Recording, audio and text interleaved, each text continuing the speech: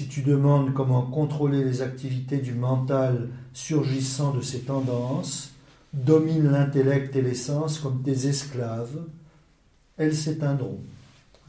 Elles, c'est donc les activités du mental. Lorsque vous vous positionnez en tant qu'observateur des pensées, observateur du mental, il y a un dégagement, une distanciation par rapport aux pensées.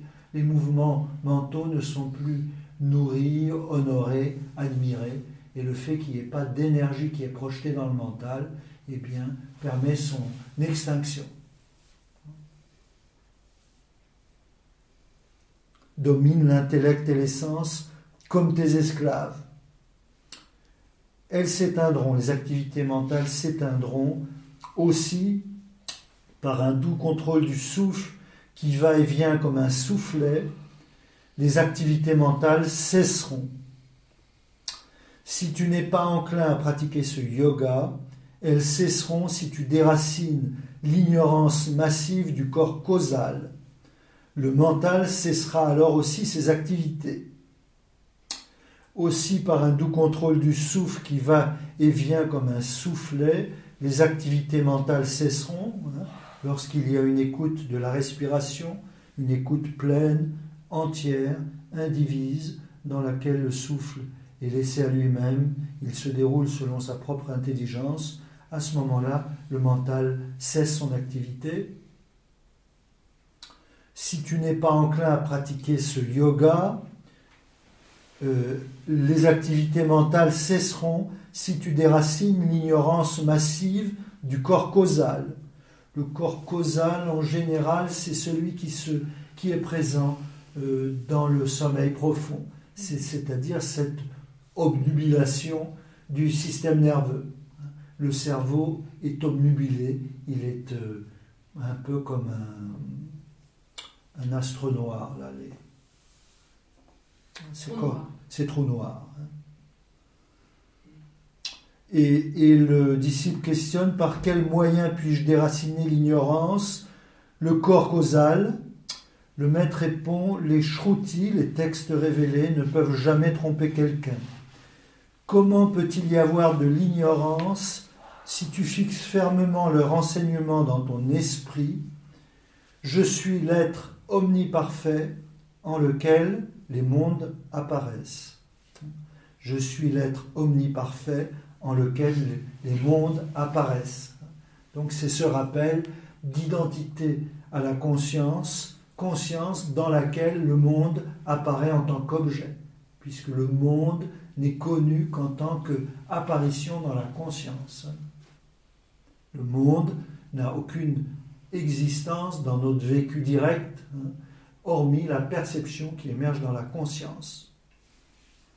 Donc l'invitation: rappelle-toi, je suis l'être omniparfait en lequel les mondes apparaissent. Et le disciple questionne: comment puis-je demeurer ainsi lorsque je m'engage avec un esprit distrait dans des actions dans le monde? Le maître répond: il n'y a rien qui soit en dehors de moi, avec grand M. Moi, c'est le Brahman, la conscience pure.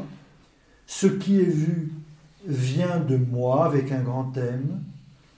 Je suis lui, avec un grand L, qui est conscience, et qui voit tout ceci comme étant fictif, comme l'est mon rêve. Il n'y a rien qui soit en dehors de moi. Moi est le contenant absolu, le contenant universel, dans lequel les mondes dans leur totalité sont contenus. Donc il n'y a rien qui soit en dehors de moi. Ce qui est vu vient de moi, c'est-à-dire le monde est une émanation de moi, conscience, Brahman. Je suis lui qui est conscience et qui voit tout ceci comme étant fictif, comme l'est mon rêve. Cela qui est conscience et qui reconnaît tout ce que la conscience elle-même, en tant que non-objet et non-forme, est. Si tu restes toujours conscient que je suis parfaite conscience, que cela peut-il faire? Combien tu penses ou ce que tu fais? Si tu restes toujours conscient que je est parfaite conscience. Que cela peut-il faire? Combien tu penses ou ce que tu fais? Donc c'est une invitation à un dégagement, à une réalisation plutôt que cette conscience pure est complètement indifférente au fait qu'il y ait une activité mentale ou qu'il n'y en ait pas, et qu'il y ait des actions dans lesquelles le corps est engagé ou qu'il n'y en ait pas. Cette autonomie propre à la conscience, autonomie à la fois par rapport au mental et par rapport au corps. Si tu restes toujours conscient que je suis parfaite conscience, que cela peut-il faire? Combien tu penses ou ce que tu fais? Tout ceci est irréel, comme des visions de rêve après le réveil. Je suis toute béatitude. Tout ceci est irréel, comme des visions de rêve après le réveil. Au moment du réveil, il y a ce sentiment d'une irréalité du vécu onirique qui a été vécu dans les moments précédents. Je suis toute béatitude. C'est ce rappel que la joie, la béatitude, la conscience est la véritable réalité de notre être et qu'il n'y en a pas d'autre.